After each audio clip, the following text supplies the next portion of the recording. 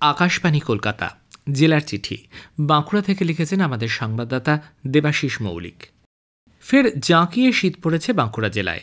নতুন বছরের শুরুতেই ফের স্বমহিমায় ফিরেছে শীত। উত্তরে হিমেল হাওয়ার দাপটে কনকনে ঠান্ডায় জবুথবু জেলার মানুষ। ঠান্ডা অনুভূত হতেই খুশিতে শীত পিপাসুরা।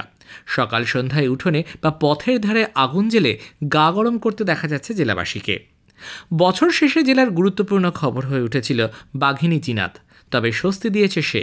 দীর্ঘ কয়েকদিন টান টান উত্তেজনা এবং উৎকণ্ঠা কাটিয়ে অবশেষে জিনাত ধরা দেয় মুকুটমণিপুরের কংসাবতী জলাধারের পার্শ্ববর্তী বনপুকুরিয়া বনাঞ্চলের গোঁসাইডি অঞ্চলে। বনকর্মীদের একটি গুলিতেই ঘুমিয়ে পড়া জিনাতকে খাঁচাবন্দি করা সম্ভব হয়েছে। ঝাড়গ্রাম, বাঁকুড়া, পুরুলিয়া জেলার বনকর্মী ও প্রশাসনকে নাকে দড়ি পরিয়ে ঘুরিয়েছে এই বাঘ। যত সাল ততগুলো ডুব, লক্ষ্য গিনেস বুকে নাম তোলা। তাই বিগত কয়েক বছরের মতো এবারও ইংরেজি বছরের শুরুতেই প্রথম দিনেই শীতের কনকনে ঠান্ডাকে উপেক্ষা করেই 2025টি জল ডুব দিয়ে বর্ষবরণ করলেন বিষ্ণুপুরের সদানন্দ দত্ত। বিষ্ণুপুর শহরের লালবাঁধের কনকনে জলে একটানা অনবরত ডুব দিয়েই চলল সদানন্দ। ডুব দেওয়ার সময় হাজির থাকা শয়ে শয়ে মানুষ উৎসাহ দিলেন সদানন্দবাবুকে। 2016 সাল থেকেই এভাবেই তিনি বর্ষবরণ করে আসছেন বলে জানিয়েছেন। শারীরিক ও মানসিক বিকাশ গঠনের লক্ষ্যে কিশোর কিশোরীদের নেচার ও রক ক্লাইম্বিং প্রশিক্ষণ হল রাজ্যের গুরুত্বপূর্ণ ট্রেকিং স্পট বাঁকুড়ার শুশুনিয়া পাহাড়ে। বাঁকুড়া এক্সপ্লোরেশন নেচার একাডেমির আয়োজনে রাজ্যের নানা প্রান্ত থেকে আসা বিভিন্ন বয়সী একদল কচিকাঁচা উৎসাহ দিয়ে যোগ দেন এই প্রশিক্ষণ শিবিরে।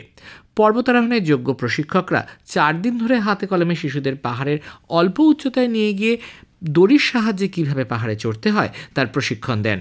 পর্বতারোহণে বা অজানা রাস্তায় নিজেদের নিরাপত্তার জন্য কী কী বিষয়ে খেয়াল রাখতে হবে এবং পাহাড়ে ওঠার জন্য যেসব সামগ্রী ব্যবহার করা হয় সেগুলির সঙ্গে ওদের পরিচয় করিয়ে দেওয়া হয়। রক ক্লাইম্বিং ও নেচার স্টাডির এই প্রশিক্ষণে যোগ দিয়ে খুশি কচিকাঁচারা। বড়দিন ও নতুন বছর উপলক্ষে জেলার গির্জাগুলিতে রঙিন আলোকমালায় সাজানো হয়।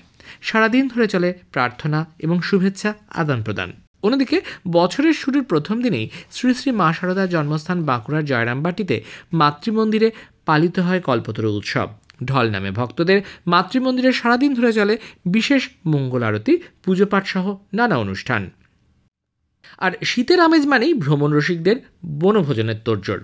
গত কয়েকদিন ধরেই জেলার গুরুত্বপূর্ণ পর্যটন কেন্দ্রগুলিতে ভিড় বাড়ছে।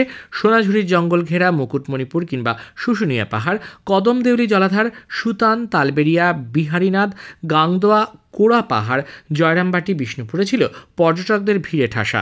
শীতের আমেজ গায়ে মেখে জেলার নানা প্রান্তে মেতে উঠেছে নানা উৎসবে। সেরকমই দেশের অন্যতম গুরুত্বপূর্ণ পর্যটন কেন্দ্র মল্ল রাজাদের রাজধানী প্রাচীন মন্দির নগরী বিষ্ণুপুরে পোড়া মাটির হাট সম্প্রতি জমে উঠেছিল পিঠেপুলি উৎসবে। মন্দিরনগরী বিষ্ণুপুরে প্রথমবারের জন্য অনুষ্ঠিত পিঠেপুলি উৎসবে মোট 22টি স্টলে 100রও বেশি নানা রকমের পিঠে নিয়ে হাজির হন মহিলারা। স্বতঃস্ফূর্ত মানুষের ভিড়ে প্রথম বছরই সফল হয়ে ওঠে পিঠেপুলি উৎসব। জেলার লোকসংস্কৃতির অন্যতম শ্রেষ্ঠ উৎসব টুসু পুজো। গ্রামীণ বালিকা, কুমারী এবং মহিলাদের কাছে আজও টুসু পুজো ভীষণ প্রিয়। টুসুকে টুসু নামেও ডাকা হয়। তুষ থেকে টুসু বা টুসু নামটি এসেছে বলে পণ্ডিতেরা মনে করেন। পৌষের প্রথম দিন থেকেই ঐতিহ্য এবং পরম্পরা মেনে জেলা জুড়ে শুরু হয়েছে টুসু আরাধনা। প্রদীপ বেষ্টিত মাটির ছোট খোলায় ধানের তুষ দিয়ে তাতে গাঁদা ও অন্যান্য ফুলে সাজিয়ে সন্ধ্যা হলেই মহিলারা টুসু দেবীকে ঘিরে বসে সুর করে গাইছেন টুসু গান। ভোগ দেওয়া হচ্ছে মূলো এবং শুকনো মুড়ি। টুসু আরাধনা চলবে পৌষ সংক্রান্তি পর্যন্ত। তারপর মকর সংক্রান্তির ভোরে চৌদলে করে ভাসিয়ে দেওয়া হবে টুসু দেবীকে। প্রথা মেনে জেলার গ্রাম বাংলা জুড়ে পালিত হয়েছে ইতু পুজো। জেলার লোকসংস্কৃতির এই উৎসবে মাতোয়ারা হন জেলার সমস্ত মহিলারা।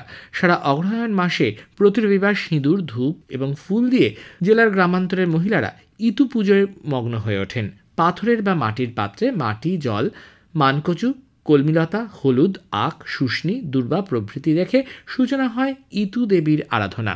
জেলার মানুষের ধারণা ইতু শস্যের দেবী। অনেকেই ইতুকে মিত্র হিসেবে পুজো করেন। জীবনের অন্তিমকালে ভালো ফলের আশায় ইতু বা ইয়তি দেবীকে পুজো করার রীতি রয়েছে এই জেলায়। জেলার চিঠি শেষ হলো।